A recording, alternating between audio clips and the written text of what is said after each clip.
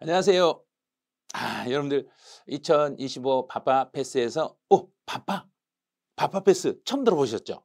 자, 그래서 저희 메가랜드에서 특별히 2025 시즌에 여러분들 바쁜 수험생을 위한 빠른 합격 시리즈로 해서 바빠 패스를 지금 제공을 하는데, 부동산 세법은 대략 테마를 총 제가 16개 테마를 구성했어요. 왜냐하면 16개 테마를 구성한 이유가, 세법은 시험 문제가 16문제만 시험에 출제가 되기 때문에 한 테마당 한 문제라고 생각해 주시면 돼요. 한 테마에서 한 문제 맞춘다. 나는 16개 중에서 나는 10개만 공부를 하고 나머지 6문제는 틀려도 좋다. 그러면 여러분이 10개 테마는 확실히 확 잡는 거예요. 10개 테마만 잡아가지고 그 테마만 확실히 이해버리면 10문제를 맞출 수 있어요. 자, 제가 서서 손으로 이렇게 가르치는 게 뭔지 한번 알려드릴게요. 자, 잘 따라보세요. 어디를 제가 손으로 짚고 있는가 잘 보세요. 믿음과 확신을 주는 세법이라는 이야기예요. 제가 여러분들 세법에서 합격을 위해서 총 16문제 중에서 못해도 12개에서 14개 사이 정도는 맞출 수 있도록 도와드릴 테니까 저와 함께 따라오시면 돼요. 그래서 지금 바빠 패스에는 핵심 테마 16개 이론과 이제 최근에 기출문제들을 반영을 해가지고 여기다 기출문제 수록을 했는데, 세법 같은 경우는 16문제가 시험 문제라 했잖아요. 그럼 16문제 곱하기 10회 그러면 160문제밖에 안 되네. 그런데 최근 7년에서 8년의 기출문제를 지금 이 밥밥패스 안에 다 수록이 돼 있어요. 그래서 1번 테마 1번에 테마 1번 기출문제 이런 식으로 연결이 됐는데, 전체적으로 제가 기출문제 수록한 걸 봤더니 118문제가 수록이 돼 있었어요. 그래서 이 정도면 충분히 핵심 이론과 기출문제 이 정도만 가지고 계속 반복하시면 분명히 세법은 잡아낼 수 있어요. 그러면 공부를 어떻게 하시는가? 이제 방법을 알려드릴게요. 이제 공부하는 방식은 이거예요. 이제 테마 1번부터 이렇게 이론 정리를 쭉 먼저 제1번으로 강의를 들으셔야 돼요. 지금 강의 잘 듣고 계시죠? 지금 강의 듣고 계시니까 이 강의를 대략 한 40분 정도 제가 중간중간 40분 분량으로 아마 끊어드릴 거예요. 그러면 이 40분 강의를 먼저 들으세요. 자, 먼저 강의를 처음에 들을 때는 정배속으로 들으셔야 돼요. 나는 예전에 공부했으니까 나는 빠른 배속으로 들으란다. 그럼 너무 바삐 가버린 거예요. 저희는 바빠 이 말이 바쁜 수험생을 위한 빠른 합격이라는 거지, 나 강의를 바삐 듣겠다 이게 아니에요. 그래서 정배속으로 강의를 들으시고, 강의를 딱 40분 듣고 나서 대략 10분에서 한 20분 정도 스스로 그 내용을 정리하세요. 자, 스스로 정리하세요. 자, 먼저 강의를 먼저 들으시고 정리하고, 그 다음에 이제 관련 문제를 세 번째로 풀으셔야 돼.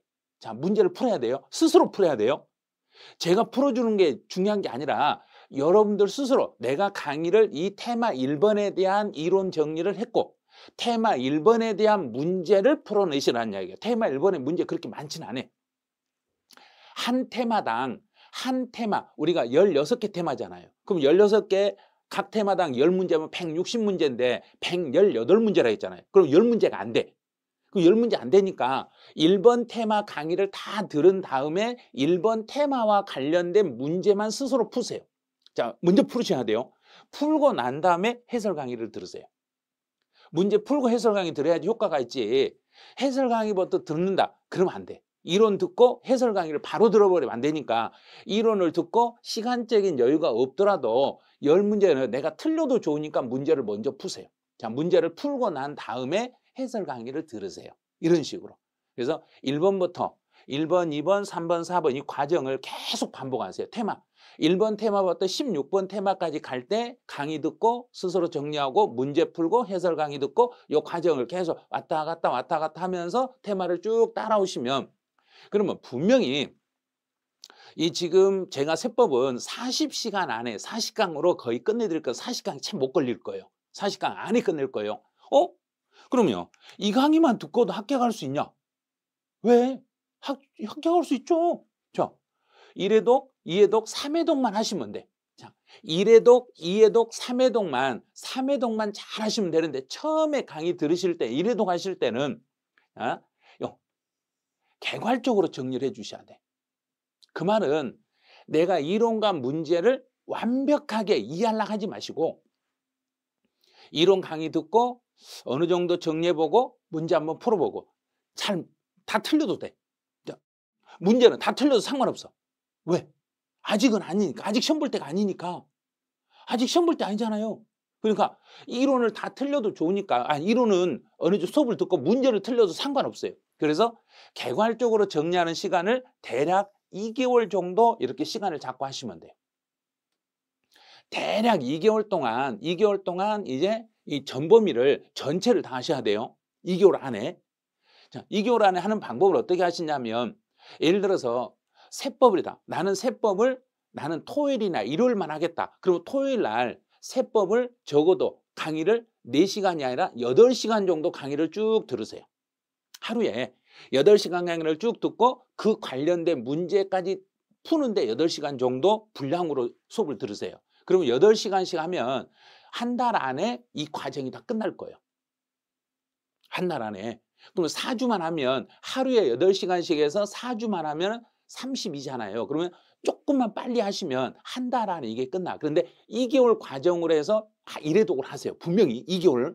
1회독 한 다음에 두 번째 할 때는 이론과 기출문제를 이제 완벽하게 내 것으로 좀 만드세요. 그때는 1개월 과정으로. 왜? 여기에서는 이론 중에서 내가 1번 테마부터 16번 테마까지 이쪽 테마 이론은 내가 다 알아. 100% 알아. 그러면 그 테마는 이론을 안 듣고 문제만 또 풀고 문제 풀고도 문제 다 풀었어. 그러면 그 1번 테마는 이제 패스. 또 2번 테마 갔더니 여기는 좀 어렵네. 그럼 2번 테마 강의를 한번 들어. 그리고 문제까지 다 풀어봐. 이것도 이제 완벽히 알았어. 그러면 이제 두 번째 할 때도 2번 테마도 패스. 이런 식으로. 내가 알고 있는 테마를 어떻게 하나씩 지워가세요. 자, 16개 중에서 하나씩 지워가면서 내가 이제 마지막에 남는 거. 이제 3회독을 할 때는 전범위를 이론 총정리를 하세요. 마지막에는 이론 총정리. 문제는 기출문제는 이제 안 풀으셔도 돼. 전범위의 이론 총정리를 1개월 안에 끝내세요. 그럼 이제 1회독, 2회독, 3회독까지 다 해보시면 이론과 테마 이론과 그 문제를 완벽히 잡아낼 수 있어요. 그러면 이 밥밥패스 이것만 가지고도 합격이 가능해요? 네. 자, 제가 이제 중요한 거 하나 알려드릴게요. 35회 시험에서 저희는 밥밥패스가 아니라 2시간 땅이라는 교재가 있었어요. 그 교재를 약간 더 보완하고 또 여러분들 시험에 적합하게 만든 게 밥밥패스예요. 그래서 이 과정에서 그 밥밥패스 전 과정에 있었던 2시간 땅 교재 안에서 35의 세법 문제가 93%의 지문이 출제됐어요. 그러면 그때보다 더 보완을 했으니까 지금 이번에 2025 36회 대비하는 이 밥밥패스는 거의 95% 이상의 지문 적중률을 자랑할 거란 이야기예요. 그럼 믿고 따라오시면 돼. 많이 불안해 하시는데 이것만 가지고도 돼요. 네, 이 정도면 돼요. 이것도 넘쳐요. 이 범위도 넘치니까 이 내용만 가지고 제가 강의하는 내용만 잘 따라오시면 이 내용만 따라오시면 분명히 여러분은 세법은 걱정할 필요가 없으실 거예요. 제가 걱정 없게 만들어 드릴 테니까 저와 함께 이제 밥밥패스 수업을 시작 한번 해보죠. 자, 그럼 이제 테마 1번부터 시작을 하네요. 테마 1번은 조세 개념, 납세 의무 성립, 확정 소멸인데 매년 테마 1에서는 한 문제가 나오는데 이번 35회 시험은 납세 의무의 소멸 쪽에서 여기서 출제가 됐어요. 계속 이 테마 1번은 매년 하나인데 세법에서 한 문제, 부동산 학개론에서 한 문제 해서 두 문제가 나와. 여기는 부동산 학개론도 한 문제가 출제가 돼요. 1차 부동산 학개론 한 문제, 세법에서 한 문제 해서 두 문제가 출제되는 부분이 테마 1번 내용이에요. 자, 그러면 테마 1번 지금부터 한번 잡아보죠. 테마 1번에서는 처음에 이제 세금이 어떻게 생겼는 거, 세금이 무엇을 말하고, 자, 처음에 하는 것은 조세 특징이, 중요한 거 제가 여러분 공부하는데 중요한 걸 하나 알려드릴게요. 세법 문제는 실제 시험에서 나오는 것은 총 16문제인데 거기에 계산 문제 하나 내지 2개가 출제돼. 그럼 이제 요거 잠깐 설명하고 갈 테니까 여러분 왜 이 말을 하는지 잘 들으셔야 돼요. 자, 세법 문제는 총 16문제인데 이 16문제 중에서 여기에서 계산 문제 2문제가 빠져. 자, 계산이 빠지면 14문제예요. 14문제인데 여기다 곱하기 오지선다로 나와. 자, 4, 5, 20, 70. 시험에 나오는 건 70줄이야. 근데 70줄 중에서 박스 문제가 있어. 자, 박스 문제는 지문이 5개가 나오는 게 아니라 박스 속에 3개가 있을 수 있고 4개가 있어. 그럼 박스 문제, 세법 박스 문제는 총 4문제가 나와. 4문제가 나오니까 여기서 지문 4줄이 없어진다고 생각해 볼게요. 자, 지문 4개를 빼. 그러면 실제로 시험에 나오는 것은 66줄 정도 시험에 나와요. 자, 이제 뭔 말인지 아시겠죠? 66줄 정도 시험에 나오니까 지금 제가 이 화면이 전체 여러분들 하나씩 하나 화면이 넘어가는데 이 화면이 총 한 700개의 화면이 넘어갈 거예요. 근데 한 화면에당 여러분이 하나씩 중요한 게 아니라 한 화면에 2개씩 중요하다고 밑줄을 그어버리면 1400줄을 공부를 하셔야 돼. 66줄만 하면 되는 걸 가지고 1400줄 괜히 생고생하지 마시라는 이야기예요. 예? 지금 뭔 소리세요? 저는요 다 중요하다고 다 밑줄을 그을 뻔했는데요. 그러니까 수업을 잘 들으셔야 된다는 이야기예요. 자, 수업을 들을 때 여기서 진짜 핵심되는 내용만 체크하시고 핵심되지 않는 건 절대로 밑줄 긋지 말라는 거. 그리고 또 제가 이거는 직접 따라서 하세요. 그러면 여러분 강의 들으면서 목소리 내세요. 저요 지금 그 독서실에서 공부하고 있고 도서관에서 하고 있는데 제가 목소리 내버리면 어떻게 해요? 속으로 조용조용히 내세요. 저 집에서 하고 있어요. 그럼 큰 소리를 하세요. 큰 소리로 막 따라서 하세요.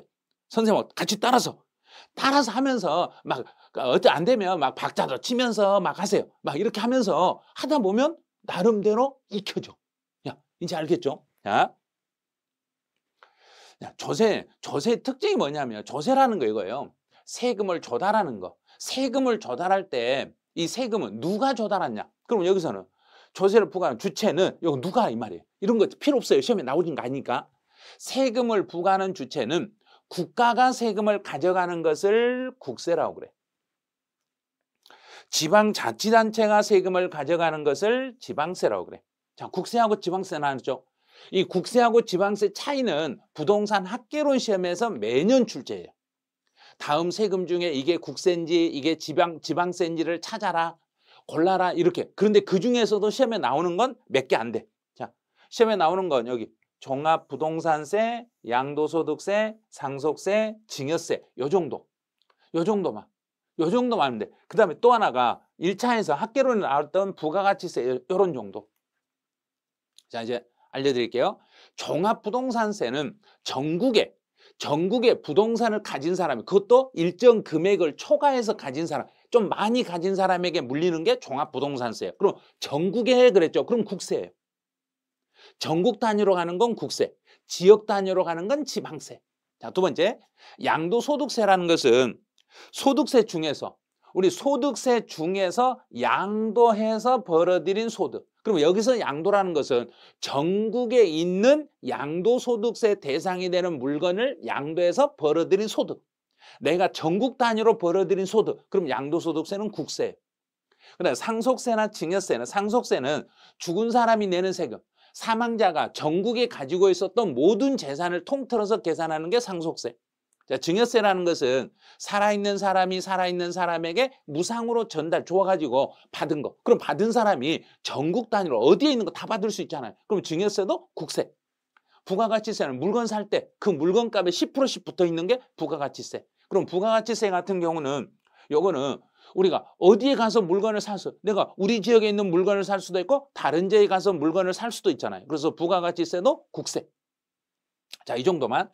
그다음 이제 지방세에 해당하는 것은 물건을 취득했을 때 내는 취득세와 등기부상에 이름을 쓸 때 내는 등록면허세와 내가 어떤 재산을 손에 들고 있을 때 내는 재산세, 그다음에 자동차세, 이 정도. 요 정도만 딱 기억하면 돼. 그다음에 지방세 중에 앞에가 지방 붙은 건 다 지방세. 자, 지방 붙는 것들. 이거 공부할 필요가 없잖아요. 이런 거 시험에 내지도 않아. 그다음에 이제 혹시 그 담배 소비세하고 술하고 담배가 어디에 속하냐? 술은 국세예요. 담배는 지방세예요. 그래서 담배 같은 경우는 우리 지역의 담배를 애용하세요. 이렇게 프랑카드가 붙어.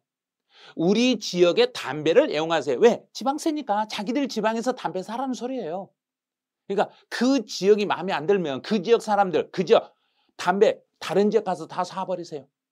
그럼 그 지역으로 담배 서비스가 안 들어가. 그러면 예산이 빵꾸가 나. 그 지역이.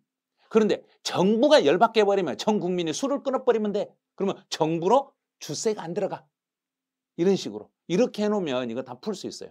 자, 그럼 이제 국세하고 지방세 이제 차이점을 알았어요. 국가가 가져가는 걸 국세라 하고 지방이 가져가는 걸 지방세라고 그래. 그럼 이제 이걸 한번 어떻게 하는가 이제 연습. 자, 이걸 따라서 하라는 이야기예요. 이걸 따라서 하면서 국세인가 지방세인가를 이거 그림을 그리려. 아니, 또 어떤 분 그래. 선생님 잠깐 저 사진 좀 찍게요. 뭔 소리 하는 거예요. 그냥 입으로 하세요. 입으로. 사진은 나중에 찍어도 되니까 입으로. 자, 집으로 한번 연습해 볼게요. 요 세금들이 국세인지 지방세인지를 여러분이 구별해 보면 돼. 자, 우리 지금 제가 이제 강의를 촬영하고 있는데 이 강의실 안에 여기 안에 앉아서 강의를 듣는 분이 또 계셔. 그럼 그분도 속으로 저거는 국세다 지방세다 국세다 지방세다 여러분보다 빠를 수 있어. 분명히 여러분들 입을 여세요. 지금부터 입을 열고 하셔야 돼. 자, 취득세는 지방세. 그 지역의 물건을 취득하니까. 자, 재산. 내가 가지고 있는, 내가 어느 지역에 재산을 들고 있으면 세금 물리는 지방세. 양도소득세는 전국에서 내가 양도하고 벌어들인 소득이니까 국세. 증여세도 어디에 있는, 전국 어디에 있는 것도 받을 수 있으니까 국세. 자동차세는 요거는 자동차는 내가 살고 있는 내 지역의 자동차세예요. 그래서 자동차는 내가 살고 있는 지역에서 자동차세를 가져가니까 지방세예요. 근데 농어촌, 이제 중요한 거 나왔네. 농어촌, 자, 이름을 잘 봐요. 농어촌을 위해서 특별히 쓰는 세금이야. 농어촌을 위해서 특별히 쓴다는 이야기는 국가가 돈을 받아가지고 농어촌을 위해서 특별히 쓰니까 요거는 국세예요. 농어촌에 특별히 쓰는 돈이란 이야기예요. 그 다음에 앞에 지방자 붙였죠. 지방 붙으니까 지방세. 자, 인지 그러면 뭐냐면 정부 수입 인지, 정부 국가. 자, 그래서 인지세는 국세. 등록면허세는 지방세. 종합부동산세는 전국의 부동산 중에 주택과 토지를 많이 가지고 좀 많이 들고 있는 사람에게 물리는 세금이 종합부동산세인 국세. 상속세, 국세. 부가가치세, 국세. 자, 지역, 지방, 지역. 그러면 지방세. 지방세. 법인세, 법인. 우리 법인들 어느 지역에 있는 게 아니라 전국 어디든 다 있을 수 있잖아요. 법인이 전국에서 영업하고 번 돈이니까 법인세도 국세. 자, 담배. 담배. 우리 지역이에요. 우리 지역 마음에 안 들면 내가 우리 지역에 담배 안 사고 다른 데서 사버릴 거예요. 그러면 담배소비세는 지방세. 먼저 이렇게 연습을 먼저 하세요. 그 다음에 자, 딱 지워놓고 국세 지방세를 한 번만 여러분 입으로 뱉으세요. 입으로 한 번만 딱 뱉어버리면 바로 암기가 돼. 그런데 어떤 분은 이걸 이거 쓰고 있는데 계속 쓴다고 해서 암기되는 거 아니야. 자, 제가 핸드폰 녹음기 대놓고 옆에서 막 쓰고 있으면 녹음기 암기되던가요? 안 되죠. 말을 해야죠. 자, 우리 머리가 녹음기요. 우리 머리가 녹음기인데 내가 눈으로 보고 여기서 글을 막 쓰고 있어. 이렇게 글을 막 쓰고 있으면 자동으로 입력이 되고 자동으로 암기되는 거 아니에요. 말을 해야 암기돼. 자, 말해보죠. 빠른 속도로 가네요. 취득세, 지방세, 재산세, 지방세, 종합부동산세, 양도소득세, 국세, 증여세, 국세, 자동차세, 지방세, 농어촌 특별세, 국세, 지방소득세, 지방세, 인지세, 국세. 등록면허세, 지방세, 종합부동산세, 국세, 상속세, 국세, 부가가치세, 국세, 지역자원시설세, 지방세, 지방교육세, 지방세, 법인세, 국세, 담배소비세, 지방세. 이런 식으로 계속 말을 하셔야 돼. 말을 하면서 이렇게 뱉어내시면 공부하기가 편하세요. 근데 이걸 쓰고 깜지처럼 막 쓰려고 하는데 너무 안 돼, 그거. 쓰려고 하지 마시고 그냥 말로 뱉어내세요. 자, 그럼 국세, 지방세 해결했어요, 이제. 그럼 이제 다시 한번 봐요. 국세하고 지방세 또 나왔잖아요. 우리 교재 표에 보면 교재 14페이지 보시면 이 표가 있을 거예요. 자, 취득세부터 다시 연습. 취득세는 지방세, 등록면허세, 지방세, 재산세, 지방세, 종합부동산세, 국세, 양도소득세, 국세. 보면서 계속 따라서 읽으세요. 자, 쓸라가지 말고 동그라미 쳐놓은데 그대로 취득세, 지방세, 등록면허세, 지방세, 재산세, 지방세, 종합부동산세, 국세, 양도소득세, 국세 이렇게 읽으세요. 그 다음에 이제 과세권자가 뭐냐면 지방자치단체 중에 지방세는 지방자치단체 중에서 세금을 어디에 기속되는 세금인가? 취득세는 특, 광, 도. 이 말은 뭐냐면 취득세는 서울에서는 특별시 예산으로 쓰는 거고 인천에서는 광역시 예산으로 쓰는 거고 경기도는 도의 예산으로 쓰는 것을 취득세라고 그래요. 근데 등록면허세는 각 도의 예산이고 각 구청 예산이에요. 그럼 등록면허세는 서울에서는 구청 예산이 되고 경기도에서는 도청 예산이 돼. 그다음에 재산세는 시군의 예산이고 구청 예산이에요. 그럼 서울에서 재산세는 각 구청 예산이 되고 경기도에서 재산세는 각 시군의 예산이 되겠습니다. 이렇게 되는 거예요. 그다음 이제 납세지로 한번 가보죠. 자, 납세지 문제가 해년마다 요 납세지가 한 문제씩 나오는데 이렇게 하세요. 지방세는 지방세끼리, 국세는 국세끼리 납세지가 같다는 걸 빨리 생각하세요. 취득세나 등록면허세나 재산세요. 여기는 지방세죠. 이만큼은 지방세니까 그 지방세는 그 지역, 그 물건 소재지를 납세지로 하시면 돼요. 그 물건의 소재지를 납세지로 하겠습니다. 그래서 취득세나 등록면허세나 재산세는 그 물건이 있는 장소를 납세지라고 그래요. 그럼 예를 들어서 제가 서울에 살고 있는 제가 제주도에 있는 땅을 샀다. 그럼 취득세는 내가 살고 있는 서울에다 낼까요? 제주도에 낼까요? 그러면 물건이 제주도니까 물건 소재지에 내는 게 맞죠? 이렇게 가는 거예요. 그래서 지방세들은 전부 물건 소재지에다 내는 거고 국세는 주소지예요. 자, 국세는 국세 종합부동산세와 양도소득세는 이건 국세죠. 그럼 국세는 그 사람이 살고 있는 주소지 관할 세무서를 납세지로 하시면 돼. 그래서 내가 부동산을 서울에 살고 있는 제가 제주도에 부동산을 팔았다. 그럼 제주도에다 세금을 신고하는 게 아니라 양도소득세는 내가 살고 있는 주소지 관할 세무서에 신고를 하게 되는 거예요. 이런 과정들을 지금 잠깐 배우셔야 돼요. 자, 그럼 이제 과세권자, 납세지까지 개념 설명을 살짝 넓게 지금 해드렸어요. 자, 이제 조세는 금전급부이다 그랬네요. 자, 양가 2번 내려보세요. 그럼 조세는 금전급부다 그랬는데 이 말은 뭐냐면 세금을 가져갈 때는 정부는 원래는 돈으로 가져가는 게 맞는데 자, 금전 돈으로 가져가는 게 맞는데 근데 내가 돈이 없어. 내 주머니에 아무것도 없네. 돈이 없네. 돈이 없으면 물건으로 내는 제도도 있어. 물납. 여기서 물납이라는 건 물건, 재산으로 내는 제도를 물납이라고 그래. 자, 다시. 원래 세금이라는 것은 돈으로 내는 게 원칙이지만 돈이 없으면 물건으로 낼 수도 있어. 자, 물건으로 내는데 여기에 해당되는 세금은 어떤 세금이 있어요? 하고 물어봤더니 그 세금은 재산세밖에 없습니다. 우리 시험 볼 때 딱 하나만 기억하세요. 다른 거 생각하면 안 돼요. 자, 우리 중개사 시험에서 출제되는 것 중에서 물건으로 납부할 수 있는 건 오로지 재산세밖에 없어요. 그러면 취득세나 등록면허세나 양도소득세나 종합부동산세 요것들은 물납이 안 돼. 요건 물납이 안 돼. 그래서 오로지 재산세 요거 하나만 물납 제도가 있다는 거. 자, 그러면 재산세만 물납 제도 있으니까 한번 연습해 볼게요. 물납은 재산세만 가능하죠. 재산세 다른 건 하나도 안 돼. 그러면 여기다만 이렇게만 체크하세요. 시험 문제 나오면 어떤 식으로 나오냐면 종합부동산세 물납이 가능합니다. 안 돼. 양도소득세 물납 가능해요. 그러면 네, 뭔 소리 하세요? 안 돼요. 재산세만 오로지 된다니까요. 재산세만 물납이 되는 거고 물납이 되는 세금들은 재산세를 뺀 나머지는 하나도 안 되겠습니다. 재산세를 제외한 나머지는 물납은 절대로 안 됩니다. 재산세 오로지 딱 하나만 됩니다. 그것도 세금은 1,000만 원이 넘어야만 물납 신청을 할 수 있습니다. 그러면 1,000만 원 초과하겠으니까 1,000만 원까지는요. 선생님 저 알아요. 1,000만 원 돼요. 뭔 소리 하세요? 초과잖아요. 초과. 초과라는 것은 1,000만 원이 안 들어가는 거예요.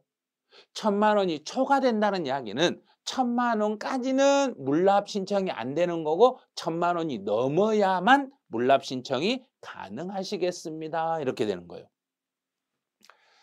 그럼 물납 말고 혹시 세금을 나눠서 내는 건 있지 않아요? 네, 나눠서 낼 수 있어요. 자, 분할납부라는 제도가 있어요.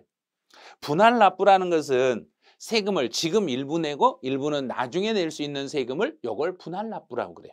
그럼 분할납부는 재산세와 종합부동산세와 양도소득세 요 세 가지가 분할납부가 가능해요. 그럼 여기서는 분할납부는 얼마가 넘으면 분할이 되는지 요걸 알으셔야 돼요. 자, 재산세는 250을 초과하고 종합부동산세 250, 둘이 똑같네. 재산세나 종합부동산세는 둘 다 250이 초과.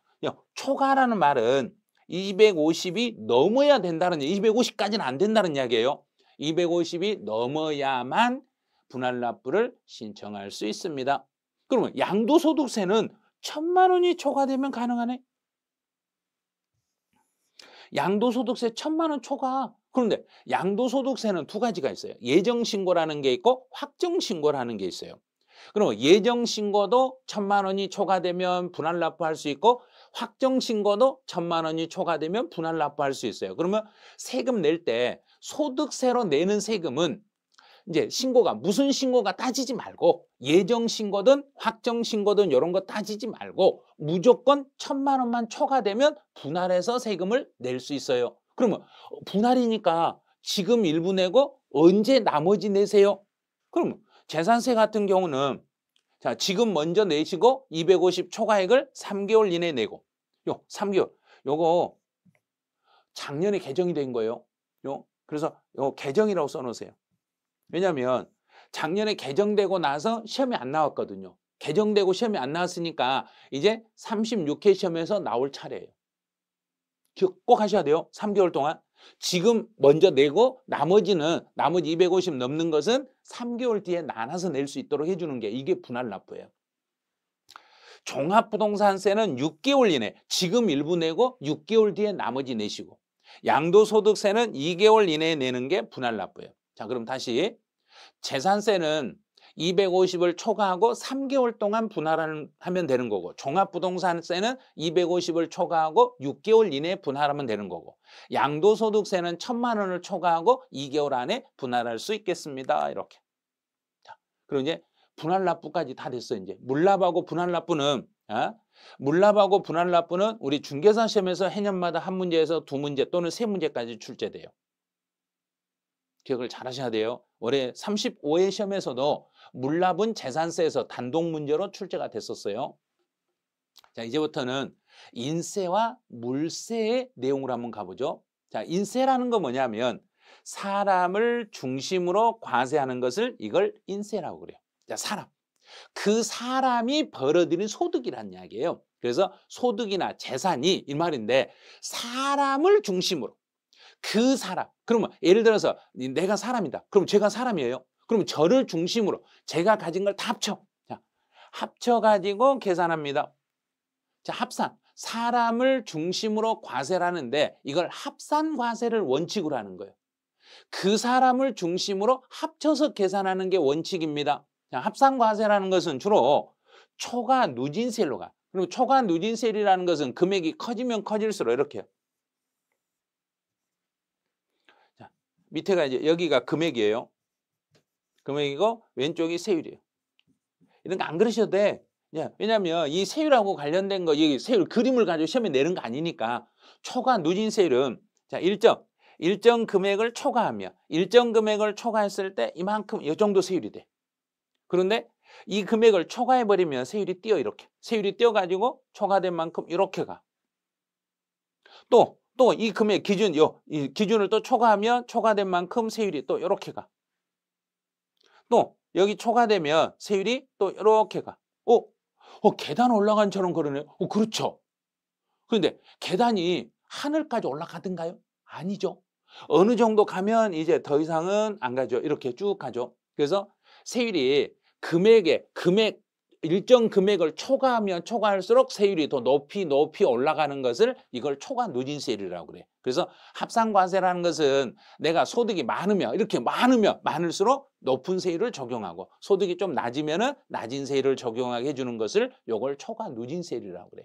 그럼 여기에 해당되는 것은 종합부동산세와 양도소득세가 대표적이에요. 그래서 종합부동산세는 그 사람이 가지고 있는 주택과 그 사람이 가진 토지를 다 묶어, 자, 소유자별로 묶어, 그 사람이 가진 주택과 그 사람이 가진 토지를 다 묶어가지고 하나로 묶어가지고 세금을 물린다고 해서 종합부동산세는 인세이고 합산과세라고 그래요. 또 양도소득세는 그 사람이 1년 동안 벌어들인 소득을 하나로 묶어, 자, 1년치를 하나로 묶어가지고 1년치를 하나로 묶어서 세금을 계산해요. 그래서 소득세 같은 경우는 언제나 우리 1년치를 합산한다는 생각하세요. 1년치. 1년 동안 번 소득을 하나로 묶어가지고 많이 번 사람은 세금을 많이 내고 적게 번 사람은 조금 적게 내고. 그래서 양도소득세도 초과 누진세로 되어 있습니다. 지방세 중에서 주의할 게 있어요. 재산세가 있는데 이 재산세 중에 자, 재산세는 전체에 재산의 종류가 총 5개. 자, 재산의 종류가 5개인데 어떻게 5개냐면 토지, 건축물, 주택, 선박, 항공기. 선생님 너무 빨라요. 뭐가 빨라요? 말을 너무 빨리 해서 제가 못 썼는데요. 그냥 잘 들으시라니까. 다시 한번. 자, 다시 토지, 건축물, 주택, 선박, 항공기. 이제 더 빠르시네요. 아니, 그냥 잘 듣고 잘 들으시라고 쓸락하지 마시고 쓸락하니까 그런 거예요. 자, 다시 한번 해드릴게요. 토지, 건축물, 주택, 선박, 항공기. 요 5개 물건을 손에 들고 있으면 재산세를 물리는데 그중에서 토지만 사람 중심이에요. 5개 중에서 토지, 오로지 토지만 합산과세고 토지만 인세예요. 그럼 토지를 제외한 나머지 건축물이나 주택이나 선박이나 항공기는 요 4가지는 사람이 아니야. 사람 중심이 아니요. 그럼 뭐예요? 자, 그럼 다음 페이지 나와. 물세는 물건에 대하여 과세하는 조세를 물세라고 그래. 이제는 사람이 아니라 물건을 중심으로 세금을 물리는 것을 물세라고 그래. 자, 물건이니까 물건 한 개 한 개 개별적으로. 자, 개별과세. 자, 개별과세는 세율이 어떻게 되냐면 이렇게 돼.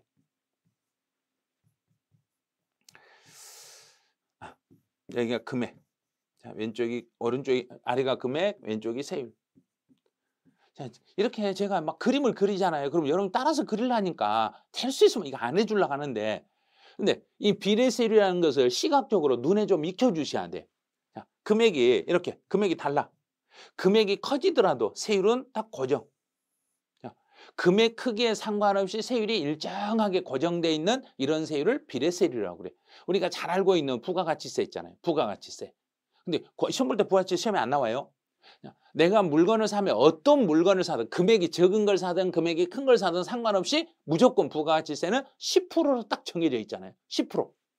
부가가치세는 10%로 정해져 있잖아요. 그게 바로 비례세율이에요. 근데 거기에는 취득세나 등록면허세, 요거는 비례세율이에요. 그러면 취득세나 등록면허세는 물건을 취득할 때마다 그 물건 그때마다 취득세가 계산되고 등록면허세가 계산돼. 그런데 재산세는 총 5개 물건이 있었죠.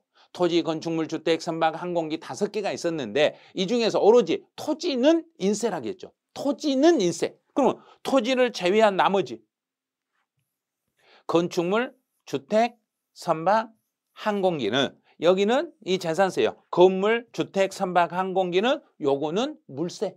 자, 이번 35회 시험에서는 여기를 출제했어요. 주택은 사람이 가진 주택을 합치는 게 아니라 주택별로 계산한다. 주택별로 세금을 계산하겠습니다. 주택별로 계산하겠습니다. 이게 바로 물세란 이야기예요. 이걸 35회 시험에서 출제했던 거예요. 그럼 주택별로 계산하니까 만약에 제가 주택을 2개를 가지고 있어. 자, 제가 주택을 2개를 가지고 있으면 2개를 합쳐서 계산하는 게 아니고 주택 한 개씩 따로따로 한 개씩 따로따로 2개를 가지고 있어도 요거 세금 따로 이쪽 세금 따로 세금을 계산해 가지고 고지서를 보내는 거예요. 토지는 전체를 묶어서 나에게 한 장의 고지서로 발부하는 게 인세이고 합산과세고, 물세는 물건 한 개 한 개마다 고지서를 따로따로 보내는 게 물세고 그래요. 자, 그러면 물세에는 취득세, 등록면허세, 재산세가 해당됩니다. 그랬네요. 자, 그럼 이제 연습 한번 해보죠. 자, 연습. 취득세는 물세, 등록면허세, 물세, 재산세는 둘 다 있었죠. 토지는 인세, 토지를 제외한 나머지는 물세. 네, 종합부동산세는 모두 인세, 양도소득세, 인세. 자꾸 여러분 입을 열으셔야 돼. 지금 처음에 제가 첫날 여러분 저하고 같이 강의를 들으시니까 제가 자꾸 입을 열라 하잖아요. 입을 여는 순간 합격이 바로 앞에 보여요. 근데 입을 열지 않으면 나 입 안 열 거야. 나 입 안 열고 끝까지 붙을 거야. 선생님 아무리 말해도 나 입 안 열 거야. 그러면 마음대로 하세요. 제가 36회만 제가 강의를 하는 게 아니고 37회도 할 거고 38회도 할 거고 39회도 할 40회도 강의하고 있을 거니까 뭔 말 하는지 아시겠죠? 더 이상 말 안 할 거예요. 입을 빨빨 열고 나서 36회 끝내시라니까요. 그게 여러분들한테 도움이 돼요. 왜?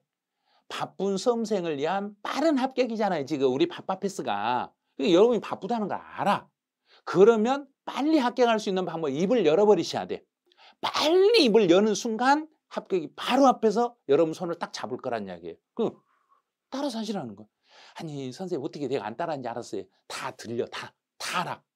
에이 선생님 거짓말하지 마세요. 영상으로 찍으면서 어떻게 우리가 따라서 한지 다 안다니까요. 다 아니까 꼭 따라서 해주시라는 거. 따라서 꼭 해주셔야 돼요 지금. 그럼 다시 한번. 자, 한 번만 더 기회를 드릴게요. 자, 다시.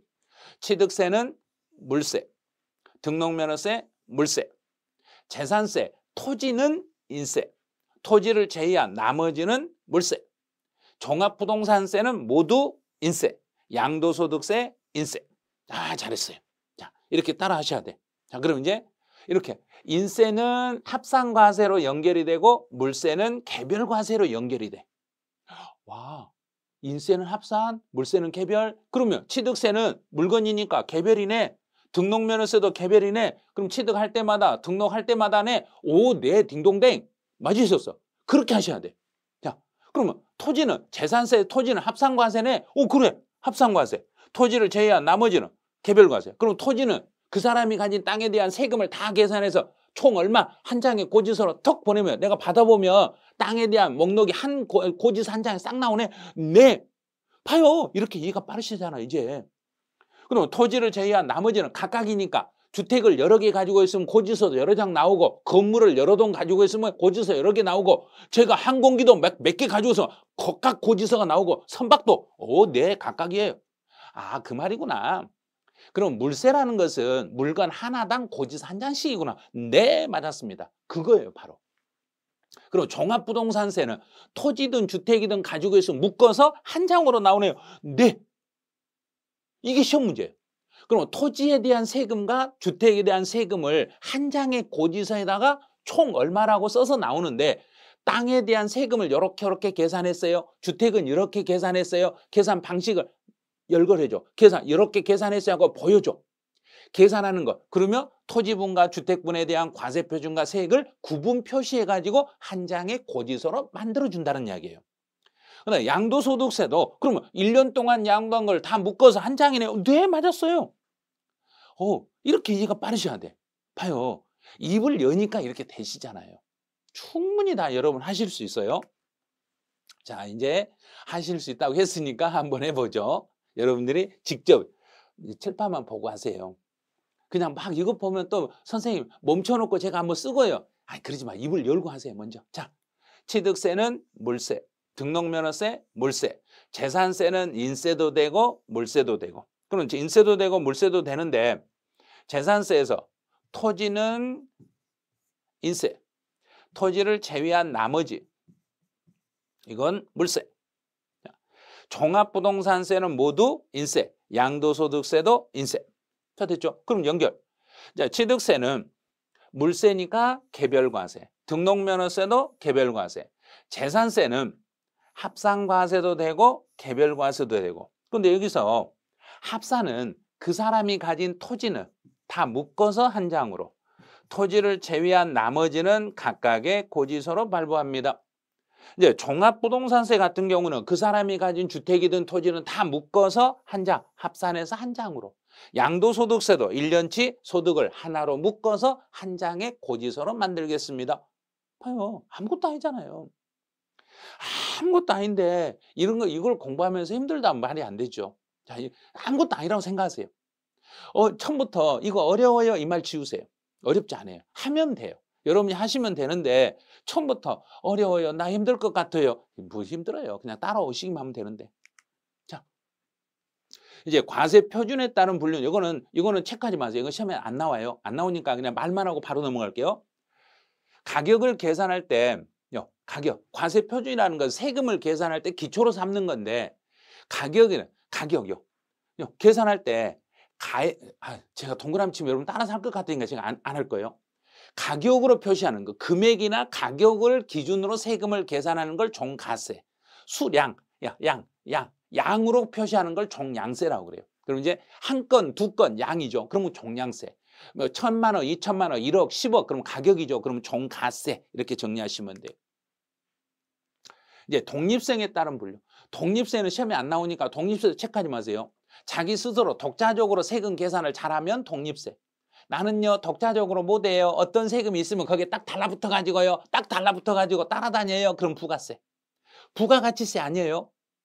우리 슈퍼에서 살 때 물건값에 붙는 10% 이게 아니고 본래 세금에 또다시 세금이 붙어가는 것을 부가세라고 그래. 자, 그럼 이걸 알아야 돼. 자, 여기서 이걸 공부하실 때 어떻게 공부하냐면 이렇게 하세요. 취득세나 등록면허세나 재산세나 종합부동산세 요 4개만 공부할 건데, 요 4개 취득세를 내면 취득세에 따라다니는 세금이 있는데 그 세금이 농어촌 특별세와 지방교육세가 이렇게 따라붙어. 또 등록면허세, 지방교육세가 따라붙어. 재산세도 지방교육세가 따라붙어. 종합부동산세는 농어촌 특별세가 따라붙어. 자, 그럼 이제 어떻게 암기하면 되는지 알려드릴게요. 자, 내가 물건을 취득하거나 내가 등록을 하거나 재산을 가지고 있으면 내가 예를 들어서 제가 취득세라고 생각해봐. 제가 취득세. 그러면 여기에 이만한 게 지방이 턱 붙어가지고 내가 가면 지방이 따라다니네. 지방이 따라다니네. 지방 덩어리가 따라다닌다는 거예요. 어디서 많이 본 거 광고 봤잖아요. 막 발을 뛸라게 해도 지방이 떨어지라고 그래도 안 떨어지는 거 딱 달라붙어가지고 본래 세금에 딱 달라붙어서 움직이는 걸 요걸 부가세라고 그래. 그럼 그 부과되는 세금 중에는 지방 덩어리가 텅 붙어 있어. 취득세나 등록면허세나 재산세에는 지방이 텅 붙어 있어. 떨어지라고 그러면 나 안 떨어져. 그리고 끝까지 안 떨어지고 붙어 있는 거야. 취득세, 지방교육세, 등록면허세, 지방교육세, 재산세, 지방교육세가 지방 덩어리가 퍽퍽 붙어 있어. 그러면 내가 물건을 사면 농어촌을 위해서도 좀 써라. 그래서 취득세는 농특세가 또 붙어. 또 종합부동산세, 농어촌 특별세가 붙어. 종합부동산세도 농어촌 특별세가 붙고 취득세도 농특세가 붙어. 2개만 농특세가 붙고 등록면허세와 재산세는 농특세가 붙는 게 아니라 지방교육세라는 게 붙어. 자, 끝. 나머지는 신경 안 쓰셔도 돼요. 이제 조세 용어 정리로 한번 갈 건데, 이 조세 용어 정리라는 거 뭐냐면 이제 실제로 이제 세법을 우리 공부를 할 때 어떤 용어를 알아야만 문제를 풀 수 있겠는지 이제 그런 걸 이제 연습하는 거예요. 그럼 이제 첫 번째로 표준세율이라는 단어가 있는데, 표준이라는 말이 뭐냐면 될 수 있으면 밑줄을 지금 안 그으려는 이유가 여러분 따라서 그으려고 지금 폼 잡으니까 지금 그런 거예요. 이거 딱 걸렸네. 그렇게 하지 마시고 설명해 드릴게요. 자, 표준이라는 게 뭐냐면 표준. 제 몸을 잘 보세요. 자, 표준. 자, 제 몸을 잘 보세요. 자, 제가 뭐 하고 있는가요? 왔다 갔다 하죠. 위로 갔다 밑으로 갔다 위로 갔다 밑으로 갔다 위로 갔다 할 수 있는 세율. 그럼 딱 정해진 게 아니라 이 정해진 세율 중에서 어떨 때는 더 받을 수도 있고 어떨 때는 적게 받을 수도 있는 거. 자, 더하기 빼기가 되는 세율, 요걸 표준이라고 그래. 언제나 표준이라는 것은 더할 수도 있고 뺄 수도 있고 더할 수도 있고 뺄 수도 있고 이게 표준이요. 그럼 표준이라는 이야기는 법에서 이만큼 세금을 걷어. 자, 이렇게 세율을 적용해. 그랬더니 아니요, 아니요, 아니요, 아니요. 우리 지역은 예산이 너무 부족해서요. 그것보다 더 받아야 되는데요. 우리 지역은요, 예산이 넘쳐가지고요. 그거 아니라 그것보다 깎아줘야 되는데요. 그러면 법에서 정한 세율이 있는데 그 세율을 올릴 수도 있고 내릴 수도 있다. 그러면 그 세율을 따라가지 아니할 수 있는 거예요. 따르지 아니할 수 있는 세율을 요걸 표준세율이라고 그래요. 그래서 우리는 그렇게 못해요. 그러면 여기서 시험에 나오는 거 이거 나와. 취득세는 지역마다 지방세니까 취득세는 지역마다 그 지역 사정에 따라서 50% 범위 내에서 더 받을 수도 있고 적게 받을 수도 있고 등록면허세도 그 지역 사정에 따라서 50% 범위 내에서 올라갈 수도 있고 내려갈 수도 있고 재산세도 그 지역 사정에 따라서 50%만큼 올릴 수도 있고 내릴 수도 있고 이래. 그런데 한 가지 주의할 거. 재산세는 내가 재산을 들고 있으며 자 토지, 건축물, 주택, 선박, 항공기 5개라고 했잖아요. 이 5개를 들고 있으면 해년마다 재산세가 나와. 가지고 있는 동안에는 재산세가 계속 나오니까 이 재산세는 올해 50%를 더 받았다. 그럼 내년에도 더 받는 게 아니라 올해만 더 받는 거예요. 그래서 언제나 재산세 공부하실 때 주의할 것은 여기요. 해당 연도에 한정이 되어 있습니다. 여기만 주의하시면 돼. 그럼 선생님 별표는 할까요? 네, 이건 하세요. 이건 하세요. 따라하지 말아야겠어요. 제가요 안 하고 가만히 있는데 선생님 말 들어보니까 해야 될 것 같는데요. 네, 하세요. 어떻게 나오냐면 재산세 같은 경우는 한 번 가감했으면 3년간 적용합니다. 아닌데요. 그럼 5년간 적용, 그것도 아닌데요. 그럼 한 번 적용 올해 하고 내년까지 적용, 그것도 아닌데요. 언제나 해당 연도의 한정, 그 연도만. 이번 연도에 더 받았으면 이번 연도로 끝. 내년에 사정은 내년에 가봐야 하는 거. 근데 취득세나 등록면허세 일회성으로 올해만 딱 그 물건 취득할 때 한 번, 등록할 때 한 번만 받는 세금이기 때문에 해당 연도에 하나다 이런 말을 쓰지 않아요. 그래서 재산세는 연속으로 세금을 물리다 보니까 해당 연도에 하나다 이런 말을 쓸 수는 있어요. 자, 납세 의무자로 가보죠. 자, 여기서부터는 이 납세 의무자하고 관련된 이 규정은 여러분이 약간 이제 공부를 좀 하셔야 돼. 자, 공부를 하려면 지금까지 이제 1시간 동안 열심히 해봤잖아요. 해봤죠? 그러면 우리 어떻게 하는지 아시는지 제가 알려드릴게요. 지금부터 이제. 자, 1시간 동안 이렇게 공부를 했으면 한 40분 정도 공부를 했으면 이제부터는 아무리 제가 설명해도 내용이 머리에 들어오질 않아요. 그러면 그때는 제가 손에 들고 있는 펜 딱 놓으세요. 자, 놓고 자, 이제 자, 쉴 준비를 하셔야 돼. 자, 그러면 잠깐 이제 쉬었다가 잠깐 쉬는데 여러분들이 연속으로 수업을 계속 들을 때는 한 10분만 쉬셔야 돼요. 10분 정도 자기 쉴 시간 쉬고 그다음에 다시 다음 강의로 돌아오셔야 돼. 그럼 다음 강의로 돌아오셔야 되는데 저는요 아직도 힘이 막 넘치는데요. 막 더 듣고 싶은데요. 그러면 그래도 잠시 멈추세요. 자, 멈췄다가 기지개도 피시고 잠깐 머리 좀 맞게 하시고 그리고 화장실 가실 분은 가시고 이렇게 하고 난 다음에 한 5분 정도만 잠깐 쉬었다가 다시 돌아오셔서 강의를 들으세요. 자, 그러면 이번 제 1강은 여기서 마치고 자 이제 납세 의무자부터는 다음 강의로 넘길 테니까 다음 강의에도 또 집중해 주시기 바라네요. 자, 그러면 다음 시간에 또 보죠. 네, 1강은 여기서 마치죠.